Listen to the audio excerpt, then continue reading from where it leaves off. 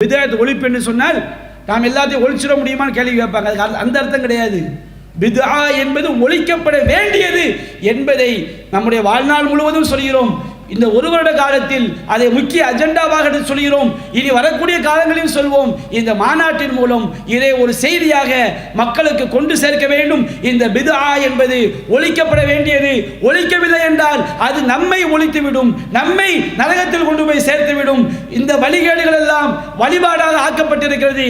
வழிபாடாக்கப்பட்ட வழிகேடுகளை நாம் களைய வேண்டும் என்பதற்காகத்தான் இந்த பித்அத் ஒழிப்பு மாநாடு. இன்ஷா அல்லாஹ் பிப்ரவரி 5, 2023 திருச்சியில் தமிழ்நாடு தௌஹீத் ஜமாஅத் நடத்தும் பித்அத் ஒழிப்பு மற்றும் சமுதாய பாதுகாப்பு மாநாடு. பித்அத்களை ஒழிப்போம், சமுதாயத்தை பாதுகாப்போம்.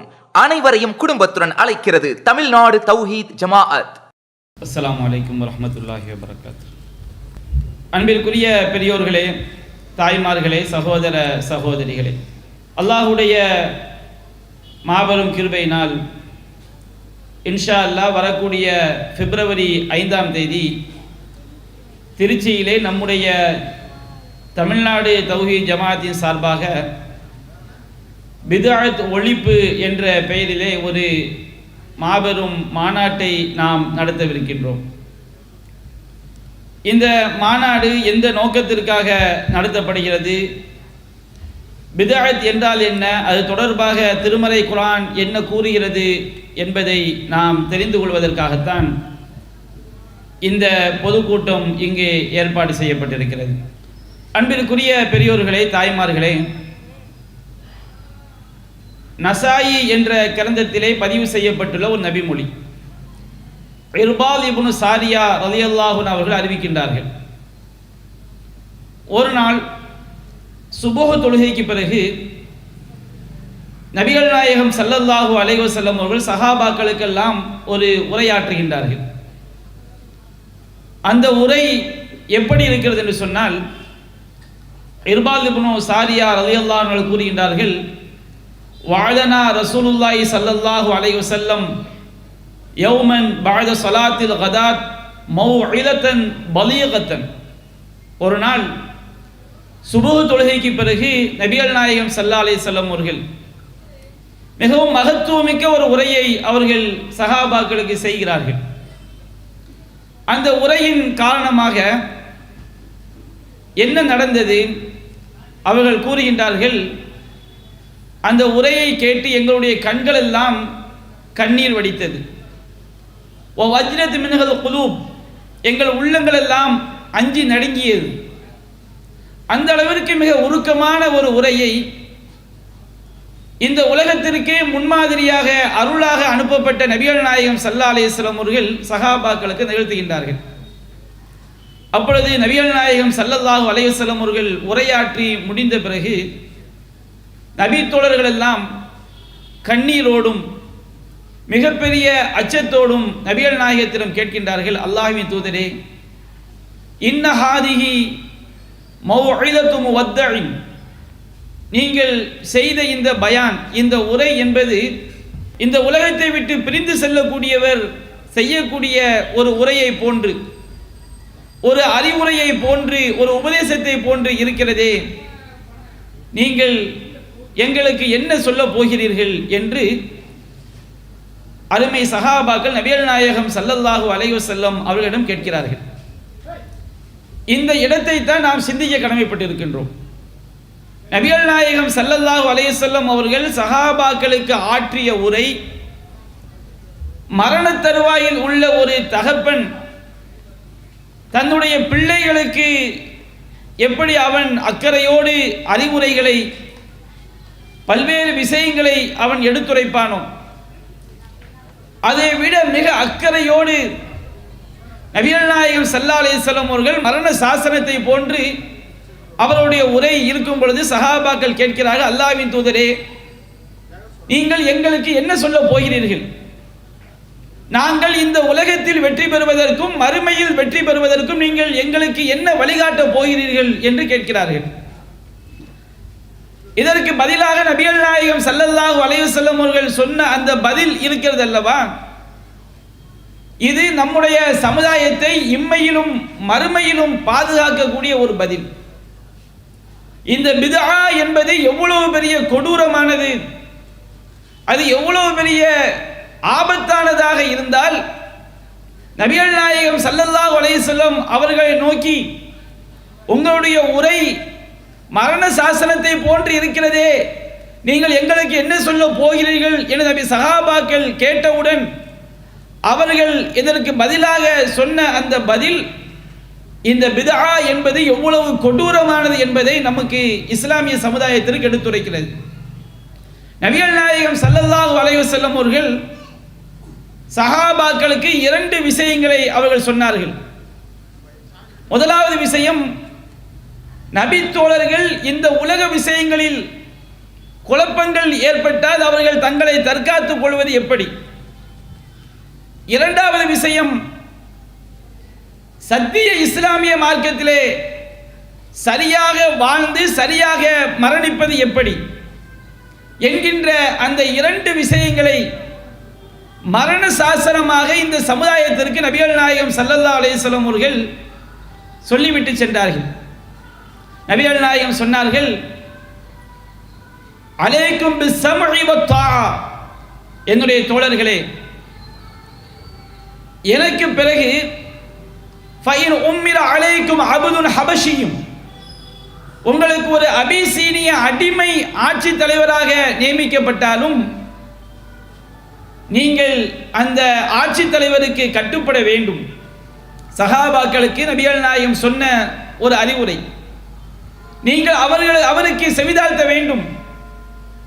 மை யஈஷ் மின்கும் ஃபஸயரா இக்திலாஃபன் கஸீரா, உங்களில் யார் இந்த உலகில் எனக்கு பிறகு உயிரோடு வசிக்கிறார்களோ அவர்கள் இந்த உலகத்திலே ஏராளமான கருத்து வேறுபாடுகளை குழப்பங்களை பார்ப்பார்கள். ஆட்சி குழப்பம், பல்வேறு விதமான குழப்பங்களை பார்ப்பார்கள். நபிகள் நாயகம் ஸல்லல்லாஹு அலைஹி வஸல்லம் தனக்கு பிறகு அவர்கள் உருவாக்கிய மண்ணிலே ஏற்படக்கூடிய ஆட்சி குழப்பத்தை பற்றி கூறுகிறார்கள். எனக்கு பிறகு ஏராளமான குழப்பங்களை நீங்கள் பார்ப்பீர்கள். அதுபோன்ற குழப்பங்கள் ஏற்படும் பொழுது அலைக்கும் பி சுன்னதி வ சுன்னதி ஹுலஃபாயிர் ராஷிதீன் அல் மஹ்தியீன், அந்த உலக குழப்பங்களில் நீங்கள் எவ்வாறு நடந்து கொள்ள வேண்டும், என்னுடைய வழிமுறை, நான் போதித்த அந்த இஸ்லாத்தை நீங்கள் சுன்னாவை பற்றி பிடித்துக் கொள்ளுங்கள். வ சுன்னதி ஹுலஃபாயிர் ராஷிதீன் அல் மஹ்தியீன், நேர்வழி காட்டப்பட்ட நேர்வழி நடக்கக்கூடிய ஆட்சியாளர்களுடைய அந்த உலக வழிகாட்டுதல்களையும் நீங்கள் பற்றி பிடித்துக் கொள்ளுங்கள். அல்லு அலைஹா பின் நவாஜித், உங்கள் கடவாய் பற்களால் அதை நீங்கள் பற்றி பிடித்துக் கொள்ளுங்கள். இது உலக குழப்பங்களில் உலக ஃபித்னாக்களில் இருந்து விடுபடுவதற்காக நபிகள் நாயகம் ஸல்லல்லாஹு அலைஹி வஸல்லம் அவர்கள் நபி தோழர்களுக்கு சொன்ன முதலாவது அறிவுரை. இரண்டாவது, மார்க்கத்தை பாதுகாத்து மறுமையில் வெற்றி பெறுவதற்காக அவர்கள் சொன்ன இரண்டாவது வழிமுறை, இய்யாக்கும் வ முஹதஸாத்தில் உமூர், என்னுடைய தோழர்களே, இஸ்லாம் என்ற பெயரில் புதிதாக உருவாக்குவதை விட்டு உங்களை நான் எச்சரிக்கை செய்கிறேன். இன்ன குல்ல முஹதஸத்தின் லலாலா, புதிதாக இஸ்லாம் என்ற பெயரிலே புதிதாக உருவாக்கப்படக்கூடியவை அனைத்தும் வழிகேடு என்று நபிகள் நாயகம் ஸல்லல்லாஹு அலைஹி வஸல்லம் அவர்கள் அருமை சஹாபாக்களுக்கு அவர்கள் செய்த 2 முக்கியமான போதனை இது. மரண சாசனத்தை போன்ற போதனை இது. அப்படி என்றால் இவை எவ்வளவு முக்கியமான அறிவுரை என்பதை நாம் சிந்தித்து பார்க்க வேண்டும். அதில் நபிகள் நாயகம் ஸல்லல்லாஹு அலைஹி வஸல்லம் அவர்கள் இரண்டாவதாக சொன்னது, இய்யாக்கும் வ முஹதஸாத்தில் உமூர், இஸ்லாம் என்ற பெயரிலே புது புது காரியங்களை நீங்கள் உருவாக்குவதை விட்டு உங்களை நான் எச்சரிக்கை செய்கிறேன். இஸ்லாம் என்ற பெயரிலே நபிகள் நாயகம் ஸல்லல்லாஹு அலைஹி வஸல்லம் அவர்கள் சொல்லித்தராத விஷயங்களை, நன்மை கிடைக்கும், மறுமையில் வெற்றி பெறலாம் என்ற எண்ணத்திலே நாம் செய்தால் அதற்கு பெயர்தான் பித்ஆ என்பது. ஏன் நபிகள் நாயகம் ஸல்லல்லாஹு அலைஹி வஸல்லம் அவர்கள் இந்த பித்ஆவை, இஸ்லாம் என்ற பெயரில் நபிகள் நாயகம் ஸல்லல்லாஹு அலைஹி வஸல்லம் அவர்கள் சொல்லித்தராத விஷயங்களை இஸ்லாம் என்ற பெயரில் செய்வதை ஏன் அவ்வளவு கடுமையாக எச்சரிக்கை செய்தார்கள்? இதனுடைய விபரீதத்தை, பேராபத்தை நாம் விளங்கிக் கொள்ள வேண்டும் என்பதற்காகத்தான் இந்த பித்அத் ஒழிப்பு மாநாடு. அன்பிற்குரிய இஸ்லாமிய சகோதரர்களே, இஸ்லாம் என்ற பெயரில் நபிகள் நாயகம் ஸல்லல்லாஹு அலைஹி வஸல்லம் அவர்கள் நமக்கு வழிகாட்டாத விஷயங்களை நாம் மறுமையில் வெற்றி பெறலாம், நன்மை கிடைக்கும் என்ற அடிப்படையில் செய்தால் அது அல்லாஹ்வுடைய அதிகாரத்தில் கை வைப்பது. அல்லாஹ்வுடைய தூதரை அவர்கள் முழுமையான மார்க்கத்தை கற்றுத்தரவில்லை, அறியாமை மிக்கவர்களாக சித்தரிப்பது, நபிகள் நாயகத்தை மோசடியாளராக சித்தரிப்பது. அது எப்படி என்பதைத்தான் நாம் பார்க்க போகிறோம். அல்லாஹ் ரப்பல் ஆலமீன் நம்முடைய இஸ்லாமிய மார்க்கம் என்பது இது மனித கருத்துக்களை கொண்ட ஒரு மார்க்கம் கிடையாது. இந்த உலகத்திலேயே இறைவனிடமிருந்து மனிதர்கள் எவ்வாறு வாழ வேண்டும் என்ற ஒரு வழிகாட்டப்பட்ட மார்க்கம் இருக்கிறது என்று சொன்னால் அது நம்முடைய இஸ்லாமிய மார்க்கம் மட்டும்தான். நபிகள் நாயகம் ஸல்லல்லாஹு அலைஹி வஸல்லம் அல்லாஹ்வுடைய தூதர் என்றால் என்ன பொருள்? அல்லாஹ்விடமிருந்து இறை செய்திகளை பெற்று மனிதர்களாகிய நாம் இந்த உலகத்தில் எவ்வாறு வாழ வேண்டும் என்பதை அல்லாஹ்விடமிருந்து இறை செய்திகளை பெற்று நபிகள் நாயகம் ஸல்லல்லாஹு அலைஹி வஸல்லம் சொன்னார்கள். அவர்கள் தம்முடைய சுய கருத்தாக எதையும் மக்களுக்கு எடுத்துரைக்கவில்லை. திருமறை குர்ஆனில் அல்லாஹ் கூறுகின்றான், இத்தபிஊ மா உன்ஸில இலைக்கும் ரப்பிக்கும், உங்கள் இறைவனிடமிருந்து உங்களுக்கு அருளப்பட்டவற்றை நீங்கள் பின்பற்றுங்கள். ஒட்டுமொத்த மனித சமுதாயத்திற்கும் முஸ்லிம்களுக்கும் அல்லாஹ் சொல்லக்கூடிய அறிவுரை என்ன, போதனை என்ன? உங்கள் இறைவனிடமிருந்து உங்களுக்கு அருளப்பட்டவற்றை நீங்கள் பின்பற்றுங்கள். வலா தத்தபிஊ மின் தூனிஹி அவுலியா, இறைவன் அல்லாதவர்களை இந்த மார்க்கத்திற்கு பொறுப்பாளர்களாக ஆக்கி நீங்கள் பின்பற்றி விடாதீர்கள். இறைவன் அல்லாதவர்கள் என்றால் அதில் நபிமார்கள் அடங்குவார்கள், ஜின்கள் அடங்குவார்கள், மலக்குமார்கள் அடங்குவார்கள், மரம் மட்டை இறைவனை தவிர உள்ள அனைத்தும் அடங்கிவிடும். அவை இறைவன் அல்லாத யாருடைய சுய கருத்தையும் இந்த மார்க்கத்திற்கு பொறுப்பாக ஆக்கி நீங்கள் பின்பற்றி விடாதீர்கள் என்று அல்லாஹ் எச்சரிக்கை செய்கின்றான். நபிகள் நாயகம் ஸல்லல்லாஹு அலைஹி வஸல்லம் அவர்களுக்கு அல்லாஹ் இட்ட கட்டளை என்ன? நபியே, நீங்கள் உமது இறைவனிடமிருந்து அறிவிக்கப்படக்கூடிய செய்திகளை மக்களுக்கு எடுத்துச் சொல்லுங்கள். பல்லிக் மா உன்ஸில இலைக்க மின் ரப்பிக், உமது இறைவனிடமிருந்து உமக்கு அறிவிக்கப்படக்கூடியவற்றை நீங்கள் மக்களுக்கு எடுத்துச் சொல்லுங்கள். ஃபஇல்லம் தஃஅல், நீங்கள் அவ்வாறு செய்யவில்லை என்றால் ஃபமா பல்லகத ரிசாலத்துஹு, அல்லாஹ்வுடைய தூதுத்துவத்தை நீங்கள் எடுத்துச் சொன்னவராக ஆக மாட்டீர்கள் என்று அல்லாஹ் நபிகள் நாயகத்திற்கு எச்சரிக்கை செய்தான். நபிகள் நாயகம் ஸல்லல்லாஹு அலைஹி வஸல்லம் அவர்கள் வாழக்கூடிய காலகட்டத்திலே மக்காவில் வாழ்ந்த காஃபிர்கள் நபிகள் நாயகத்திடம் ஒரு கோரிக்கை வைக்கிறார்கள். என்ன கோரிக்கை?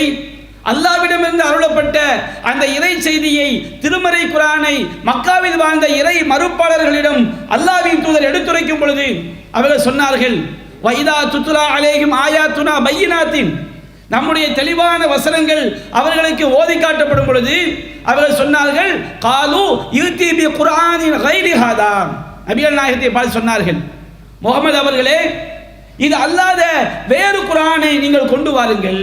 நபிகள் நாயகத்தை கோரிக்கை வைக்கிறாங்க. அவ் பத்தில்ஹு, அல்லது இந்த குர்ஆனை நீங்கள் மாற்றி விடுங்கள். மக்காத வாழ்ந்த காஃபிர்கள் அவங்க விரும்பின மாதிரி குர்ஆன் இல்லை. அப்ப நபிகள் நாயகத்தில் என்ன கோரிக்கை வைக்கிறாங்க? நீங்க வேறு குர்ஆனை கொண்டு வாங்க, அது இந்த குர்ஆனை நீங்க மாற்றி விடுங்கள் அப்படிங்கிறாங்க. அப்ப நபிகள் நாயகத்துக்கு அல்லாஹ் பதில் சொல்கின்றான், நபியே நீங்கள் சொல்லுங்கள், மா யகூனு லி அன் உபத்திலஹு மின் தில்காயி நஃப்ஸி, நான் சுயமாக என் புறத்திலிருந்து இதை மாற்றுவது எனக்கு அதிகாரம் இல்லை. இன் அத்தபிஉ இல்லா மா யூஹா இலைய, அல்லாஹ்விடமிருந்து அறிவிக்கப்படக்கூடியவற்றை மட்டும்தான் நான் பின்பற்றுகின்றேன்.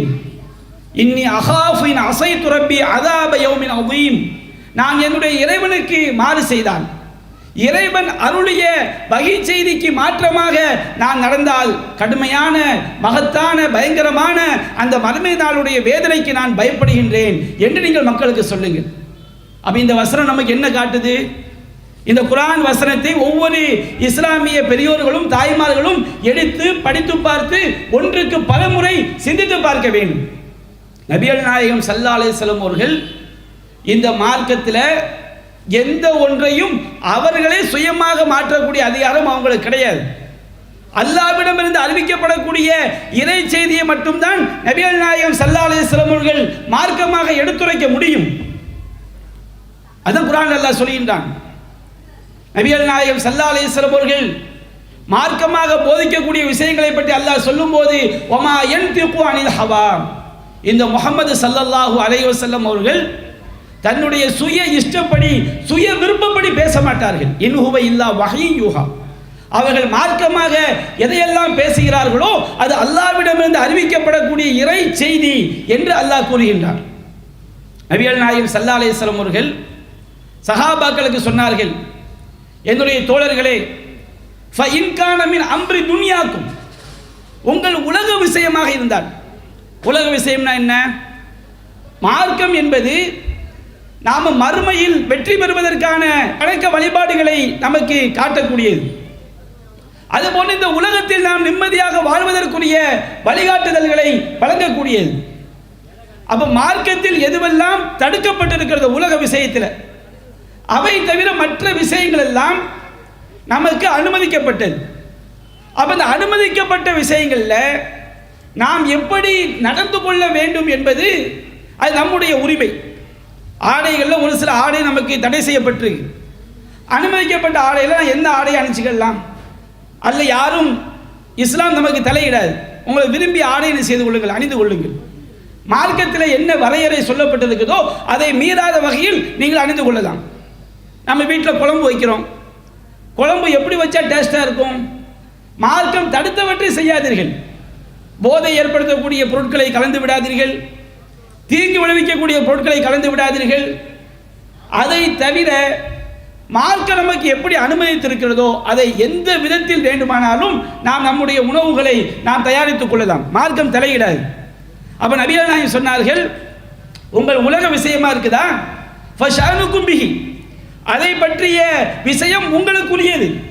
ஃபஇன் கான மின் அம்ரி தீனிக்கும், உங்கள் மார்க்க விஷயமாக இருந்தால் ஃபஇலைய, நபிகள் நாயகம் சொல்றாங்க, ஃபஇன் கான மின் அம்ரி தீனிக்கும், உங்கள் மார்க்க விஷயமாக இருந்தால் ஃபஇலைய, நீங்கள் நபியாகிய என்னிடம்தான் வர வேண்டும். என்ன காரணம் தெரியுமா? ஃபலன் அக்திப அலல்லாஹ், நான் அல்லாஹ்வின் மீது ஒருபோதும் பொய்யாக சொல்லவே மாட்டேன். அப்ப என்ன அர்த்தம்? நபிகள் நாயகம் ஸல்லல்லாஹு அலைஹி வஸல்லம் அவர்கள் நமக்கு மார்க்கமாக போதித்த விஷயங்கள் நபிகள் நாயகத்துடைய சொந்த கருத்து கிடையாது. நாம நினைக்கிறோமே நபிகள் நாயகம் ஸல்லல்லாஹு அலைஹி வஸல்லம் அவர்கள் 40 நாளைக்கு மேலாக நகம் வெட்டாமல் விடக்கூடாது சொன்னாங்க. மர்மஸ்தானங்களை சுற்றியுள்ள முடிகளை 40 நாளைக்கு மேல் அகற்றாமல் விடக்கூடாது சொன்னாங்க. நாம சிறுநீர் கழித்தால் கூட தண்ணீர் கழிக்காவிட்டால் கற்களை வைத்து சுத்தம் செய்து கொள்ளுங்கள் என்று வழிகாட்டினார்கள். இது எல்லாமே நபிகள் நாயகத்துடைய சொந்த கருத்தா? நபிகள் நாயகம் சுயமாக நமக்கு அவங்களா யோசித்து நமக்கு சொன்னதா? அப்படி கிடையாது. இந்த மார்க்கத்தில் கடுகளவு சட்டம் கூட நபிகள் நாயகம் ஸல்லல்லாஹு அலைஹி வஸல்லம் அவர்கள் சுயமாக யோசித்து சொன்னது கிடையாது. அவருடைய சுய கருத்து கிடையாது. அது நபிகள் நாயகம் சொல்றாங்க, நான் உங்களுடைய மார்க்க விஷயமாக இருந்தால் ஃபஇலைய, நீங்கள் என்னிடம் கேட்க வேண்டும். ஏன் தெரியுமா? மார்க்க விஷயம் எனக்குத்தான் அல்லாஹ்விடமிருந்து இறை செய்தியாக அறிவிக்கப்படும். ஃபலன் அக்திப அலல்லாஹ், அல்லாஹ்விடமிருந்து எனக்கு இறை செய்தியாக அறிவிக்கப்படுகிறது என்று நான் பொய்யாக சொல்லவே மாட்டேன். குர்ஆன் அல்லாஹ் சொல்றான், வமா ஹுவ அலல் கைபி பிதனீன், இந்த முஹம்மது ஸல்லல்லாஹு அலைஹி வஸல்லம் அவர்கள் மறைவான விஷயங்களில் கஞ்சத்தனம் செய்பவர் அல்ல. அப்படி என்ன அர்த்தம்? நபிகள் நாயகத்துக்கு வஹி வருவது சஹாபாக்களுக்கு தெரியாது. அவர்கள் அல்லாஹ்விடமிருந்து எனக்கு அறிவிக்கப்படுகிறது சொல்கிறார்கள். நம்முடைய அறிவுக்கு சஹாபாக்களுடைய அறிவுக்கு அது கைப், அவருடைய அறிவால் அதை அறிந்து கொள்ள முடியாது. அல்லாஹ் சொல்கிறான், வமா ஹுவ அலல் கைப், இந்த மறைவான விஷயம் மார்க்கமாக அல்லாஹ்விடமிருந்து முஹம்மது ஸல்லல்லாஹு அலைஹி வஸல்லம் அறிவிக்கப்படக்கூடிய அந்த மறைவான செய்திகளில் அவர்கள் ஒருபோதும் கஞ்சத்தனம் செய்ய மாட்டார்கள். இந்த மார்க்கத்தில் எதையும் மறைக்க மாட்டார்கள். இந்த மார்க்கத்தில் எதையும் கூட்டிவிட மாட்டார்கள். அல்லாஹ் சொன்ன எதையும் விட்டுவிட மாட்டார்கள். எல்லாவற்றையும் இந்த சமுதாயத்திற்கு இறை செய்தி அனைத்தையும் நபிகள் நாயகம் ஸல்லல்லாஹு அலைஹி வஸல்லம் அவர்கள் முழுமையாக எடுத்து சொல்லிவிட்டார்கள். அல்லாஹ் குர்ஆனிலே அதற்கு உத்தரவாதம் தந்து விட்டான். நபிகள் நாயகம் ஸல்லல்லாஹு அலைஹி வஸல்லம் அவர்கள் வலவு தகவ்வல அலைனா பாதல் அகாவில், அல்லாஹ் சொல்கிறான், நாம் சொல்லாத சில விஷயங்களை இந்த முஹம்மது ஸல்லல்லாஹு அலைஹி வஸல்லம் அவர்கள் சுயமாக இட்டுக்கட்டி சொன்னால் லஅഖதுனா மின்ஹு பில் யமீன், அவருடைய வலக்கரத்தை பிடித்து சும்ம லகதஅனா மின்ஹுல் வதீன், அவருடைய உயிர் நாடி நரம்பை தரித்து விடுவோம். ஃபமா மின்கும் மின் அஹதின் அன்ஹு ஹாஜிஸின், உங்களில் யாரும் நாம் அவ்வாறு செய்வதை விட்டும் தடுத்து விட முடியாது. அப்படி என்றால் நபிகள் நாயகம் அல்லாஹ்வின் மீது இட்டுக்கட்டுவார்கள் என்ற அதனுடைய கருத்து என்பது அதனுடைய பொருள். அல்லாஹ்வின் தூதர் ஒருபோதும் அல்லாஹ்வின் மீது இட்டுக்கட்ட மாட்டார்கள். அதனுடைய கருத்து என்ன? நபிகள் நாயகம் ஸல்லல்லாஹு அலைஹி வஸல்லம் அவர்களாக இருந்தாலும் கூட அல்லாஹ் சொல்லாத விஷயங்களை மார்க்கமாக ஆக்கக்கூடிய அதிகாரம் அவர்களுக்கு கிடையாது என்பதைத்தான் இந்த திருமறை வசனம் தெளிவாக நமக்கு எடுத்துரைக்கிறது. அப்ப இந்த மார்க்கம் என்பது அல்லாஹ்வுக்கு சொந்தமான மார்க்கம் என்பதை நாம் உணர்ந்து கொள்ள வேண்டும். அந்த அல்லாஹ்வுடைய அதிகாரத்திற்கு நேர் எதிரானது தான் பிதா. இந்த மார்க்கத்தில் சட்டம் சொல்லக்கூடிய அதிகாரம் யாருக்கு இருக்கிறது? மார்க்க சட்டங்களை சொல்லக்கூடிய அதிகாரம் அல்லாஹ்வுக்கு மட்டும்தான். இறைவன் அல்லாதவர்கள் குர்ஆன்ல இல்லாம ஹதீஸில் இல்லாத ஒன்றை மார்க்க சட்டம் என்று சொன்னால், நாம் தெரிந்தே அதை ஏற்றுக்கொண்டால் நாம் அவர்களை அல்லாஹ்வுக்கு இணையான கடவுள்களாக ஆக்கிவிட்டோம். மாபெரும் இணை வைக்கக்கூடிய பாவம். இந்த பித்ஆவை அதிகமான மக்கள் அறியாமல் செய்கிறார்கள். ஆனால் ஒருவன் தெரிந்து கொண்டே ஒரு விஷயம் மார்க்கம் என்கிறான், அந்த மார்க்க சட்டத்திற்கு குர்ஆனிலும் ஆதாரம் இல்லை, ஹதீஸிலும் ஆதாரம் இல்லை, ஆனாலும் இது மார்க்க சட்டம் தான் என்று ஒருவன் சொன்னால் அவன் அல்லாஹ்வுக்கு இணை வைக்கக்கூடிய பாவத்தை செய்கிறான். அதான் அல்லாஹ் கேட்கின்றான், அம்லஹும் ஷுரகாவு ஷரஉ லஹும் மினத் தீனி மா லம் யஅதன் பிஹில்லாஹ், அல்லாஹ் அனுமதி அளிக்காதவற்றை மார்க்க சட்டமாக்கக்கூடிய கடவுள்கள் அவர்களுக்கு, வேறு கடவுள்கள் அவர்களுக்கு இருக்கிறார்கள். அல்லாஹ் கேட்கிறான், நான் ஒருத்தன் தானப்பா கடவுள், எனக்கு தானே மார்க்க சட்டங்களை சொல்லக்கூடிய அதிகாரம் இருக்கிறது. அப்ப நீ வேறு யார் யார் சொன்னதை எல்லாம் செய்தால் மறுமையில் வெற்றி பெறலாம், இது இஸ்லாத்தில் உள்ளது என்று நம்பினால் அவர்கள் உனக்கு கடவுளா என்று அல்லாஹ் கேட்கிறான். ஃபமல்லம் யஹ்கும் பிமா அன்ஸலல்லாஹ் ஃபஉலாயிக ஹுமுல் காஃபிரூன், அல்லாஹ் கூறுகின்றான், அல்லாஹ் அருளியதை கொண்டு அவர்கள் மார்க்க சட்டங்களை வழங்கவில்லையோ, தீர்ப்புகளை வழங்கவில்லையோ, அல்லாஹ் அருளியது மட்டும்தான், இறை செய்தி மட்டும்தான் இஸ்லாம் என்பதை எவர்கள் மறுக்கிறார்களோ ஃபஉலாயிக ஹுமுல் காஃபிரூன், அவர்களெல்லாம் காஃபிர்கள் என்று அல்லாஹ் மிக கடுமையாக எச்சரிக்கின்றான். அப்ப இந்த இஸ்லாமிய மார்க்கம் என்பது இதில் உள்ள அனைத்து சட்டங்களையும் சொல்லக்கூடிய அதிகாரம் யாருக்கு மட்டும்தான்? அல்லாஹ்விற்கு மட்டும்தான். நபிகள் நாயகம் ஸல்லல்லாஹு அலைஹி வஸல்லம் அவர்களோடு இந்த மார்க்கத்தை அல்லாஹ் முழுமைப்படுத்தி விட்டான். அல் யௌம அக்மல்து லக்கும் தீனக்கும் வ அத்மம்து அலைக்கும் நிஅமதி வ ரலீது லக்குமுல் இஸ்லாம தீனா. நபிகள் நாயகம் ஸல்லல்லாஹு அலைஹி வஸல்லம் உடைய இறுதி காலகட்டங்களிலே அவர்கள் ஹஜ்ஜத்துல் வதா இறுதி ஹஜ்ஜிலே இருக்கும் பொழுது அவர்களுக்கு அருளப்பட்ட வசனம் அல்லாஹ் சொன்னான், இன்றைய தினம் நபிகள் நாயகம் ஸல்லல்லாஹு அலைஹி வஸல்லம் அவர்கள் இறுதி ஹஜ்ஜிலே இருக்கும் பொழுது துல்ஹஜ் பிறை 9 அன்று அரஃபா தினத்திலே வெள்ளிக்கிழமையிலே நபிகள் நாயகத்தின் மீது அருளப்பட்ட வசனம் என்ன? அல் யௌம அக்மல்து லக்கும் தீனக்கும், நபியே உங்களுடைய இந்த இஸ்லாமிய மார்க்கத்தை இன்றோடு நான் முழுமைப்படுத்தி விட்டேன். மார்க்கம் என்பது முழுமைப்படுத்தப்பட்ட மார்க்கம். இந்த மார்க்கத்திலே இனி யாரும் எதையும் சேர்க்க முடியாது. வ அத்மம்து அலைக்கும் நிஅமதி, என்னுடைய அருட்கொடைகளை உங்களுக்கு பரிபூர்ணப்படுத்தி விட்டேன்.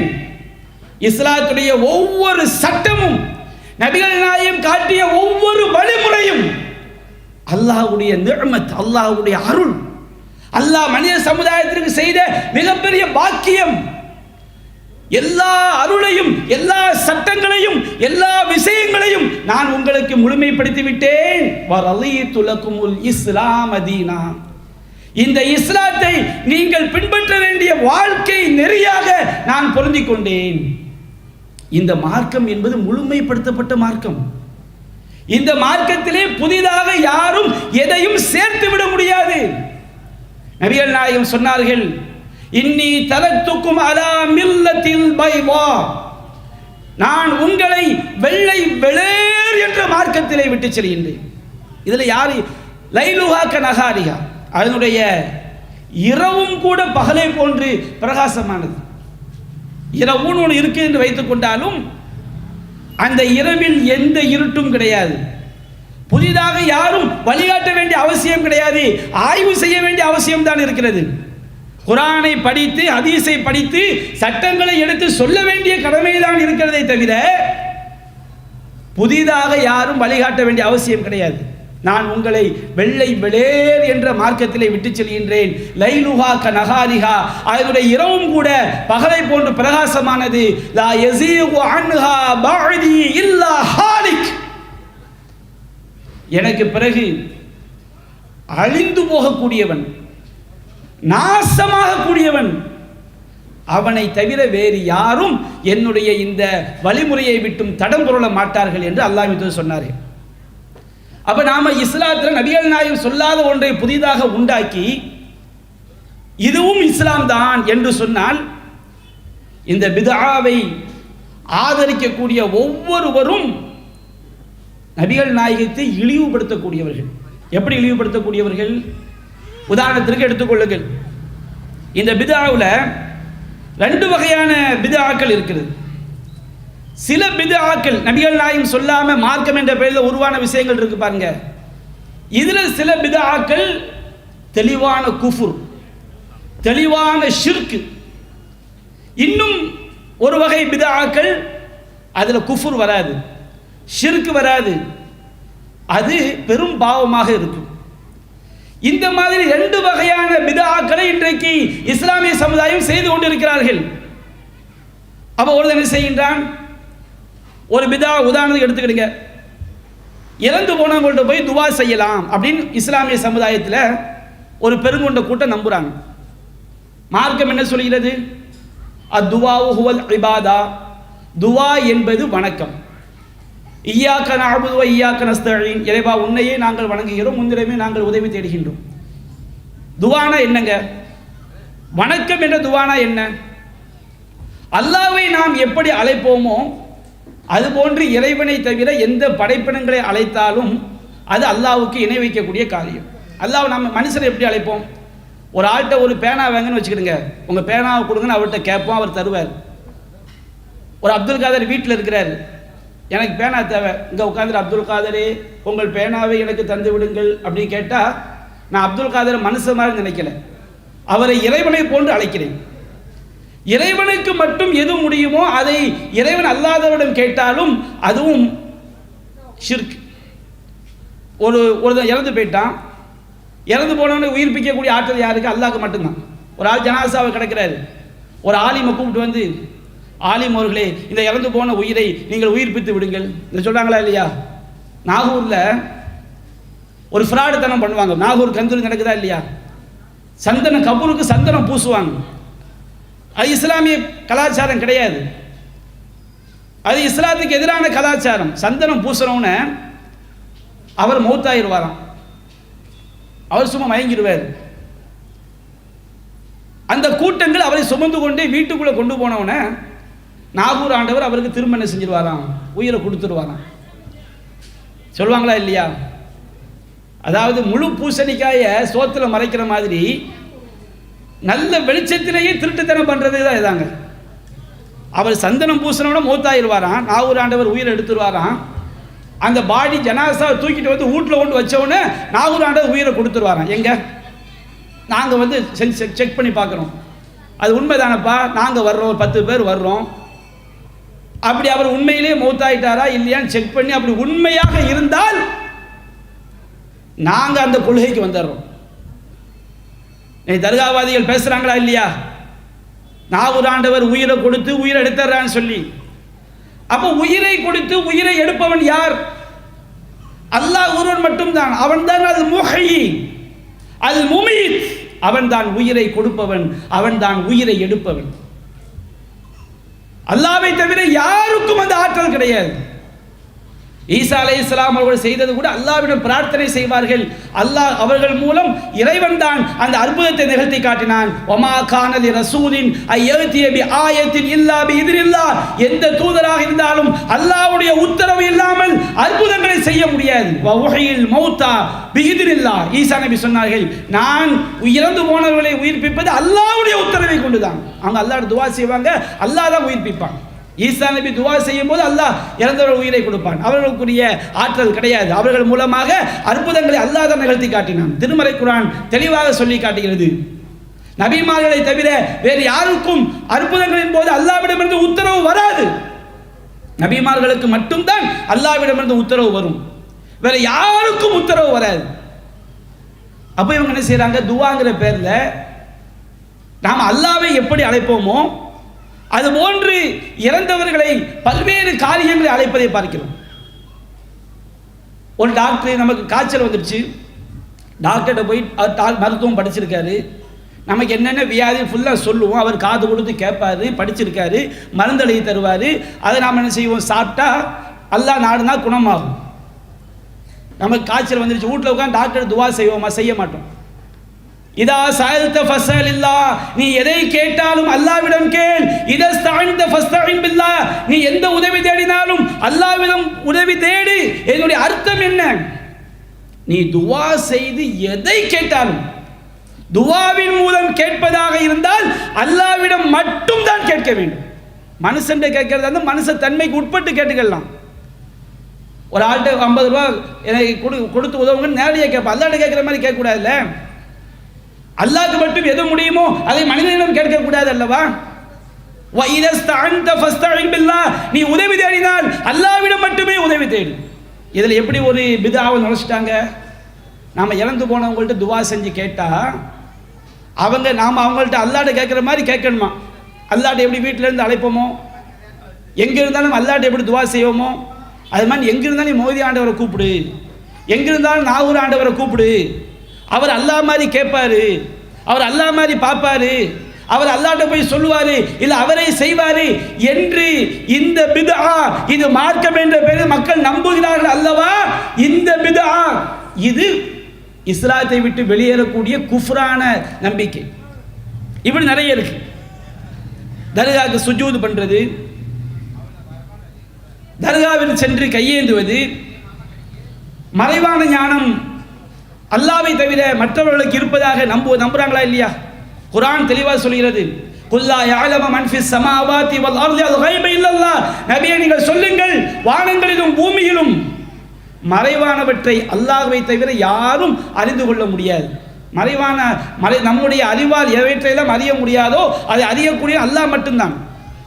நபிகள் நாயகத்துக்கு அல்லாஹ் சொல்லுகின்றான், நபியே நீங்கள் மக்களுக்கு சொல்லுங்கள், வலா அலமுல் கைப், நான் மறைவான விஷயங்களை அறிய மாட்டேன். வலவ் குந்து அலமுல் கைப் லஸ்தக்ஸர்து மினல் கைர், நான் மறைவானவற்றை அறியக்கூடியவனாக இருந்தால் நன்மைகளை அதிகம் சேர்த்திருப்பேன். வமா மஸ்ஸனிய ஸூ, எனக்கு எந்த தீங்கும் ஏற்பட்டு இருக்காது. ஒருத்தனுக்கு மறைவான ஞானம் இருக்குன்னு வச்சுக்கிடுங்க, இன்னும் ஒரு 5 நிமிஷம் கழிச்சு எனக்கு இந்த மேடையில் ஒரு ஆபத்து வரப்போது எனக்கு முன்கூட்டியே தெரிஞ்சு நான் அங்கே இருப்பேனா? அப்போ நபிகள் நாயகம் அல்லாஹ் சொல்லினான், நீங்கள் மக்களுக்கு சொல்லுங்கள், எனக்கு மறைவானவற்றை அறியக்கூடிய சக்தி கிடையாது.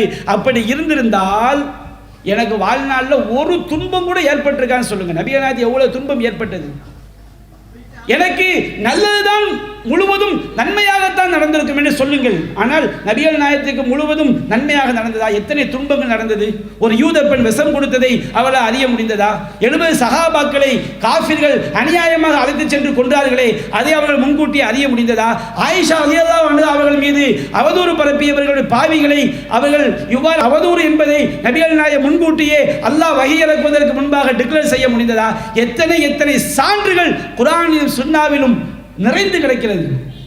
ஆனால் இன்றைக்கு முஸ்லிம்கள் மத்தியில் பூத்தப்பட்ட பித்ஆ என்ன? நம்பிக்கை சார்ந்த பித்ஆ. நபிகள் நாயகத்திற்கு மறைவான ஞானம் உண்டு. பித்ஆ. நபிகள் நாயகம் சொன்னார்கள், சஹீஹுல் புகாரி போன்ற பல நூல்களிலே பதிவு செய்யப்பட்டிருக்கிறது, லா யஅலமு மா ஃபீ கதின் இல்லல்லாஹ், நாளை நடப்பதை அல்லாஹ்வை தவிர யாரும் அறிய முடியாது. தெளிவான வாசகங்கள், எத்தனை சான்றுகள். இந்த பித்ஆக்கள் எல்லாம், இவையெல்லாம் இஸ்லாம் சொல்லக்கூடிய நம்பிக்கை என்று குர்ஆனுக்கு எதிராக சுன்னாவிற்கு எதிராக இந்த பித்ஆவா நம்பிக்கை இருக்கிறது அல்லவா? இவை இஸ்லாத்தை விட்டு வெளியேற்றக்கூடிய நம்பிக்கைகள். இவை இஸ்லாத்தை விட்டும் நம்மை காஃபிராக்கக்கூடிய நம்பிக்கைகள். இறந்தவங்க அல்லாஹ்ட்ட போய் பரிந்துரை செய்வாங்க நம்புறது. பரிந்துரையை பற்றி குர்ஆன் என்ன சொல்கிறது?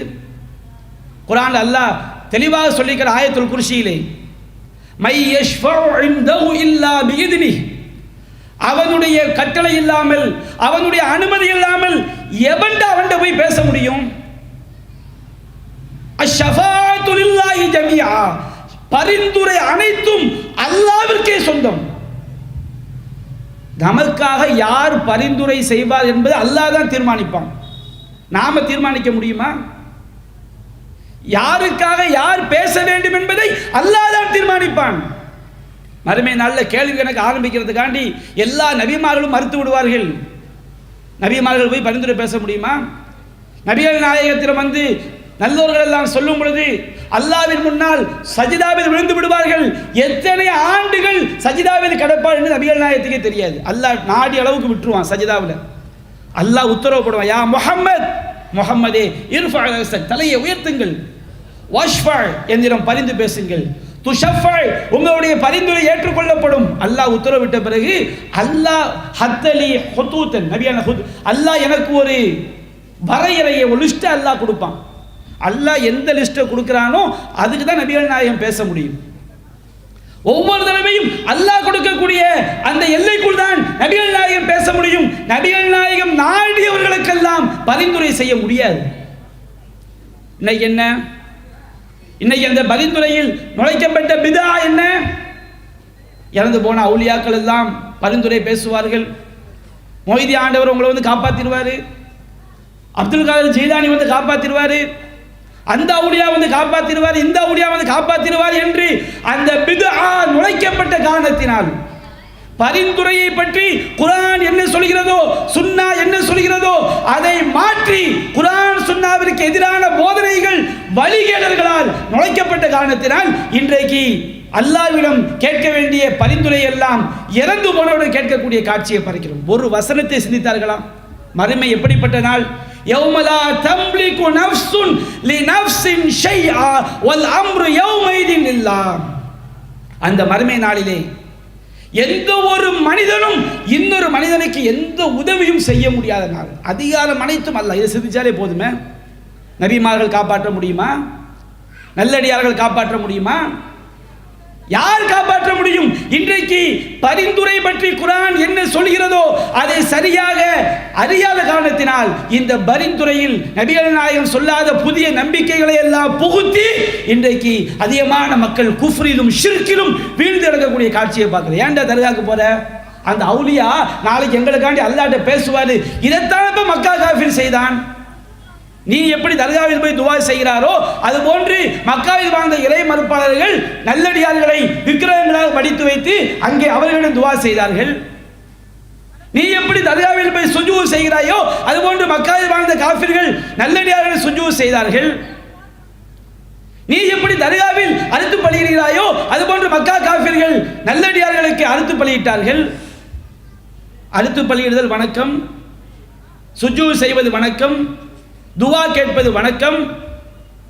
இது எல்லாத்தையும் அவன் அந்த நல்லடியார்களுக்கு விக்கிரகங்களை செய்து மக்கா காஃபிர்கள் வணங்கினார்களே, அதுக்கு என்ன பேர் தெரியுமா? ஆலிகான் பேர் வச்சாங்க. ஆலிகா என்று சொன்னால், இலாஹ் என்று சொன்னால் இவர்கள் வணக்கத்திற்கு தகுதியானவர்கள். நாம என்ன நினைக்கிட்டோம்? இலாஹ் அப்படின்னு சொன்னோம்னா அது கடவுள் அர்த்தம் விளங்குறோம். அப்படி கிடையாது. இலாஹ் என்று சொன்னால் வணக்கத்திற்கு தகுதியானவர்கள் என்று அவர்கள் நல்லடியார்களாக கருதிய விக்கிரகங்களை மக்காவில் வாழ்ந்த மக்கள் கருதினார்கள். அப்ப அவங்கள்ட்ட போய் கேட்டாங்க, ஏன்பா இதை வணங்குறீங்க? இவர்கள் எல்லாம் நல்லடியார்கள், நாங்கள் எதற்கு வணங்குகிறோம் தெரியுமா? மா நஅபுதுஹும் இல்லா லியுகர்ரிபூனா இலல்லாஹி ஸுல்ஃபா, இவர்கள் எங்களை அல்லாஹ்வின் பக்கம் நெருக்கமாக்கி வைப்பார்கள் என்பதற்காகத்தான் வணங்குகிறோம். ஹாவுலாய் ஷுபஹாஉனா இன்தல்லாஹ், இவர்கள் தான் எங்களுக்கு அல்லாஹ்விடம் பரிந்துரையாளர்கள் என்பதற்காகத்தான் வணக்கங்களை மக்காவில் வாழ்ந்த இறை மறுப்பாளர்கள் செய்தார்கள். இன்றைக்கு வாழக்கூடிய முஸ்லிம்களும் அதே காரணத்திற்காகத்தான் தர்காக்களில் இறைவனுக்கு செய்யக்கூடிய சஜிதாவை, இறைவனுக்கு செய்ய வேண்டிய நேர்ச்சையை, இறைவனுக்கு செய்ய வேண்டிய குர்பானியை, இறைவனுக்கு செய்ய வேண்டிய துவா என்ற வணக்கத்தை, எல்லா வணக்கங்களையும் இறந்து போனவர் செய்வதற்கு காரணம் என்ன? அந்த கொள்கை ரீதியாக ஏற்படுத்தப்பட்ட பிதா. அப்ப இந்த மாதிரி பிதாக்களை இஸ்லாத்தை விட்டு வெளியேற்றக்கூடிய பிதாக்களும் இருக்கிறது. அதே போன்று சில பிதாக்கள்ல ஷிர்க் இருக்காது. இந்த கூட்டு துவா, யாராவது இறந்து போயிட்டா 7ஆம் நாள் ஃபாத்திஹா, 40ஆம் நாள் ஃபாத்திஹா, வருட ஃபாத்திஹா, கல்யாண வீடாக இருந்தால் ஃபாத்திஹா, எதற்காக இருந்தாலும் ஃபாத்திஹா. நான் கேட்கின்றேன், குர்ஆனை ஓத வேண்டும் என்று சொன்னால், ஒரு குறிப்பிட்ட நோக்கத்திற்காக ஓத வேண்டும் என்று சொன்னால் நபிகள் நாயகம் ஸல்லல்லாஹு அலைஹி வஸல்லம் அவர்கள் அதற்கு வழிகாட்டி இருக்க வேண்டுமா இல்லையா? ஒரு ஆள் என்ன செய்றாரு, சுபூ தொழுகையை கரெக்டாக உது செஞ்சுட்டு கிப்லாவை முன்னோக்கி 3 ரக்காத்தை வேண்டுமென்றே தொழுகிறார். இவருடைய தொழுகை ஏற்றுக்கொள்ளப்படுமா கூடாது என்று ஒவ்வொரு முஸ்லீமும் சொல்லுவோம். நபிகள் நாயகம் காட்டிய அளவை மாற்றினால் அது பித்ஆ, அது ஏற்றுக்கொள்ளப்படாது. ஒருவர் சுபூ தொழுகையை வேண்டுமென்றே சூரியன் உதித்த பிறகுதான் தொழுவேன் என்று சொன்னால் அவர் செய்வது பித்ஆ. நபிகள் நாயகம் ஒரு வணக்கத்திற்கு ஒரு நேரத்தை சொன்னால் அதை மாற்றினால் அது புதுமை, மாற்றக்கூடாது. நபிகள் நாயகம் ஸல்லல்லாஹு அலைஹி வஸல்லம் அவர்கள் சல்லு கமா ரஅய்துமூனி உஸல்லி, என்னை எவ்வாறு தொழக் கண்டீர்களோ அவ்வாறு தொழுங்கள் என்று சொன்னார்கள். நபிகள் நாயகம் கிப்லாவை முன்னோக்கி தொழுதிருக்கும் போது ஒருவன் வேண்டுமென்றே கிப்லாவுக்கு மாற்றமாக தொழுதால் அவருடைய தொழுகை ஏற்றுக்கொள்ளப்படுமா? ஏற்றுக்கொள்ளப்படாது. நபிகள் நாயகம் ருக்கூவில் அல்லாஹ்வை மகத்துவப்படுத்துங்கள், சுஜூதில் அல்லாஹ்விடம் பிரார்த்தனை செய்யுங்கள், மகத்துவப்படுத்துங்கள் என்று சொன்னார்கள். ஒரு ருக்கூவில் போய் குர்ஆன் ஓதினால் அவன் குர்ஆனை தானே ஓதினான் என்பதல்ல, அவனுடைய தொழுகை ஏற்றுக்கொள்ளப்படாது. குர்ஆனை எங்க ஓதணும் அங்க ஓது, எந்த இடத்துல ஆமீன் சொல்லணும் அந்த ஆமீன் சொல்லு. நபிகள் நாயகம் காட்டிய அளவை மாற்றக்கூடிய அதிக ஒன்றுக்கு அளவு சொல்லிவிட்டால் அதை எவனும் மாற்ற முடியாது. நபிகள் நாயகம் ஒன்றுக்கு நேரத்தை சொல்லிவிட்டால் அதை எவனும் மாற்ற முடியாது. நபிகள் நாயகம் ஒன்றுக்கு விதத்தை சொல்லி தந்து விட்டால் அதை எவனும் மாற்ற முடியாது. நபிகள் நாயகம் ஒரு இடத்தை சொல்லிட்டா வச்சிருங்க, ஹஜ்ஜுக்கு போகிறோம், இத்தனாவது பிறையில் முஸ்தலிஃபாவில் தங்கணும், இத்தனாவது பிறையில் அரஃபாவில் தங்கணும், தவாஃப் இப்படித்தான் சுற்றணும், இந்த இடத்துல இருந்து ஆரம்பிக்கணும், இந்த முறையில் தான் சுற்றணும், சஃபாவில் இருந்து தான் சஹீ ஆரம்பிக்கணும். இதெல்லாம் நபிகள் நாயகம் சொல்லி தந்த பிறகு தவாஃப் ஆரம்பிக்கணும், ஹஜ்ஜுல் அஸ்வத்லேருந்து ஆரம்பிக்கணும். ஒரு ஆள் ஹஜ்ஜுல் அஸ்வத் முந்தைய மூலை ருக்னுல் யமானிலிருந்து வேண்டுமென்றே ஆரம்பிக்கின்றார். இவருடைய தவாஃப் ஏற்றுக்கொள்ளப்படுமா என்றால் ஏற்றுக்கொள்ளப்படாது. நீ தவாஃபை காபத்துல்லாவில் செய்ய வேண்டும். நீ வேறு எங்காவது செய்தால் அது நீ செய்வது நரகத்துக்குரிய காரியம். அரஃபாவில் இத்தனாம் பிறை தங்கணும், தங்கு. இத்தனாவது பிறையை விட்டு இத்தனாவது பிறையில் நீ மினாவிற்கு செல்ல வேண்டும் என்றால் செல்ல வேண்டும். நபிகள் நாயகம் எந்த நேரத்தில் எந்த இடத்தில் எப்படி செய்ய சொன்னார்களோ அப்படித்தான் செய்ய வேண்டும். அதை மாற்றினால் அந்த வணக்கம் ஏற்றுக்கொள்ளப்படுமா? நபிகள் நாயகம் ஸல்லல்லாஹு அலைஹி வஸல்லம் அவர்கள் ஹஜ்ஜு பெருநாள் குர்பானிக்கு ஆடு மாடு ஒட்டகங்களை ஆகிய அந்த வகைகளை மட்டும்தான் சொன்னார்கள். அகீகாவிற்கு ஆண் குழந்தை பிறந்தால் 2 ஆடுகள், பெண் குழந்தை பிறந்தால் 1 ஆடு, ஆண் குழந்தைக்கு 1 ஆடும் கொடுக்கலாம். இப்போ ஒரு என்ன செய்றாரு, ஹஜ்ஜு பெருநாளைக்கு ஒட்டகத்துக்கு 5 வயசுனா ஒரு ஆள் 2 வயசு ஒட்டகத்தை இருக்கிறாரு. எதனாலும் கிழங்கு நபிகள் நாயகம் 5 வயது சொல்லி இருக்கும் போது நீ 2 வயது ஒட்டகத்தை அறுத்தால், மாட்டுக்கு 2 வயதில் சொல்லி இருக்கும் போது நீ 1 வயது மாட்டை அறுத்தால், ஆட்டுக்கு முசின்னா பல் விழுந்த ஆடு சொல்லி இருக்கும் போது நீ பல் விழாத ஆட்டை அறுத்தால் அந்த வணக்கம் ஏற்றுக்கொள்ளப்படாது. ஏன்? நான் ஆட்டை தானே அறுத்தேன், ரசூலா 2 வயசுன்னு சொல்லிட்டாங்களப்பா, அதை மாற்ற அது அவ்வாறு செய்யாவிட்டால் அது ஏற்றுக்கொள்ளப்படாது. நபிகள் நாயகம் தொழுகைக்கு கடமையான தொழுகையை வீட்டில் தொழுவதை விட பள்ளிவாசல்ல கூட்டாக தொழுவது 27 மடங்கு நன்மைன்னு சொன்னாங்க. தொழுகைக்கு ஜமாத்தை சொன்னாங்கல்ல, ஹஜ்ஜு பெருநாள் தொழுகைக்கு நோன்பு பெருநாள் தொழுகைக்கு ஜமாத்தா தொழ சொன்னாங்க, மலை தொழுகையை ஜமாத்தா தொழ சொன்னாங்க, கிரகண தொழுகையை ஜமாத்தா தொழ சொன்னார்கள். ரசூல்லா இந்த மாதிரிலாம் சொன்ன ரசூல்லா நீங்கள் ஜமாத்தா திக்ர் செய்யுங்கன்னு சொன்னாங்களா? எல்லாம் திக்ர் செய்யும்போது கூடி உட்கார்ந்து கொண்டு லா இலாஹா இல்லல்லாஹ் சொல்லுங்கன்னு சொன்னாங்களா?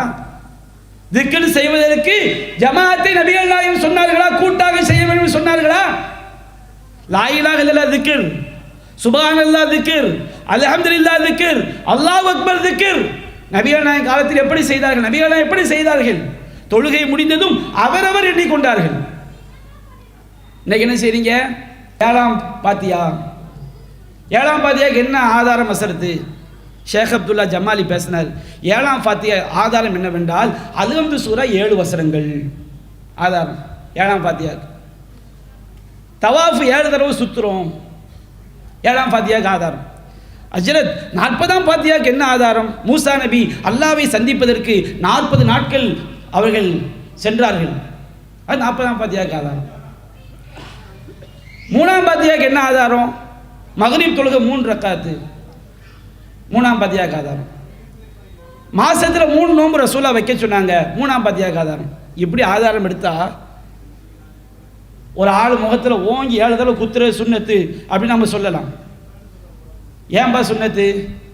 அதான் அல்ஹம் சூரா 7 ஆயத்துன்னு சொன்னா இந்த மாதிரி ஃபாத்தியாக்கள் என்று ஓதுகிறார்களே, இந்த மாதிரி நபிகள் நாயகம் சொல்லி தந்தார்களா? நபிகள் நாயகம் எச்சரிக்கை செய்தார்கள். இன்னா அஸ்தகல் ஹதீஸ் கிதாபுல்லாஹ், செய்திகளில் உண்மையானது அல்லாஹ்வுடைய வேதம். வஹ்சனல் ஹதி முஹம்மத், வழிகாட்டுதல் சிறந்தது முஹம்மது ஸல்லல்லாஹு அலைஹி வஸல்லம் வழிகாட்டுதல். வ ஷர்ரல் உமூரி முஹதஸாத்துஹா, காரியங்களிலே மிக கெட்டது இஸ்லாம் என்ற பெயரில் புதிதாக உண்டாக்கப்பட்டவை. குல்ல முஹதஸத்தின் பித்ஆ, புதிதாக உண்டாக்கப்பட்ட அனைத்தும் பித்ஆக்கள். பித்அத் நல்ல பித்அத் கெட்ட பித்அத்லாம் கிடையாது. குல்ல பித்அத்தின் ضلاலா, எல்லா பித்அத்துகளும் வழிகேடு. வ குல்ல ضلالத்தின் ஃபின்னார், எல்லா வழிகேடும் நரகத்தில் கொண்டு போய் சேர்க்கும். மன் அஹ்தஸ ஃபீ அம்ரினா ஹாதா மா லைஸ மின்ஹு ஃபஹுவ ரத்துன், நம்முடைய மார்க்கத்தில் இல்லாத ஒன்றை ஒருவன் புதிதாக உண்டாக்கினால் அது அல்லாஹ்விடம் மறுக்கப்படும் என்றார்கள் அல்லாஹ்வின் தூதர் ஸல்லல்லாஹு அலைஹி வஸல்லம் அவர்கள். மன் அமில அமலன் ஃபலைஸ அலைஹி அம்ருனா ஃபஹுவ ரத்துன், நாம் கட்டளையிடாத காரியத்தை யார் செய்கிறாரோ அது அல்லாஹ்விடம் மறுக்கப்படும் என்று நபிகள் நாயகம் ஸல்லல்லாஹு அலைஹி சொன்னார்கள். பிதா என்பது அவ்வளவு ஆபத்தானது, அவ்வளவு டேஞ்சரானது.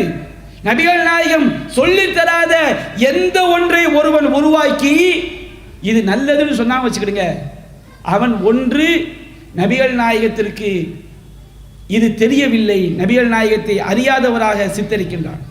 இது நல்லதுதான் ரசூலுல்லாஹ்க்கு தெரியல, மீலாது விழா நல்லதுதான் ரசூலுல்லாஹ்க்கு தெரியல, மௌலூது நல்லதுதான் ரசூலுல்லாஹ்க்கு தெரியல என்று ஒருவன் சொன்னால் அவன் நபிகள் நாயகத்தை அறியாதவர் என்று சொல்கிறான்.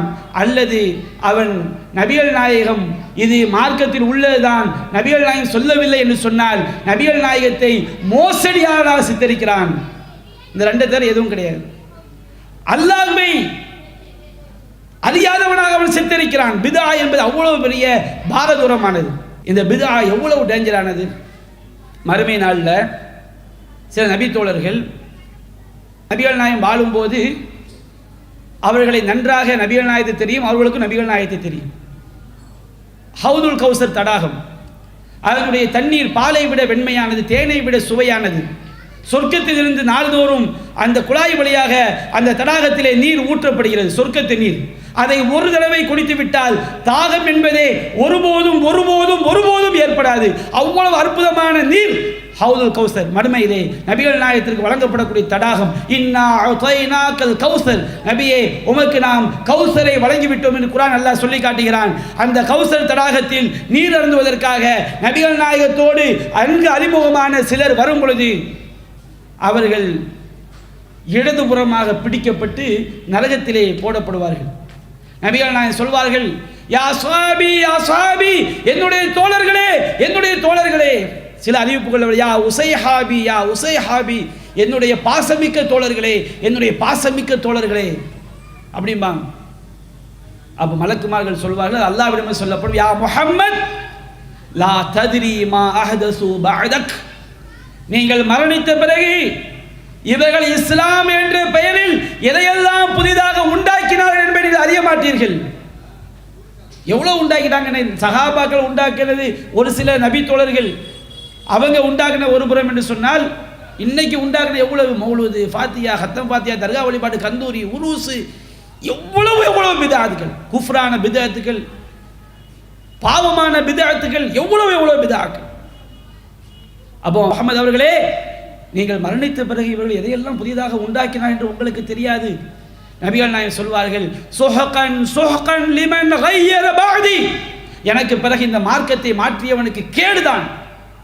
அல்லாஹ் சொல்வான், இன்னஹும் யர்தூன அலா அதுபாரிஹிம் முந்து ஃபாரக்தஹும், நபியே நீங்கள் அவர்களை பிரிந்ததிலிருந்து வந்த வழியே மதம் மாறி சென்றார்கள். பிதஅத்தான காரியங்கள் இஸ்லாத்தில் உள்ளதாக அல்லாஹ் ஏற்றுக்கொள்ள மாட்டான்.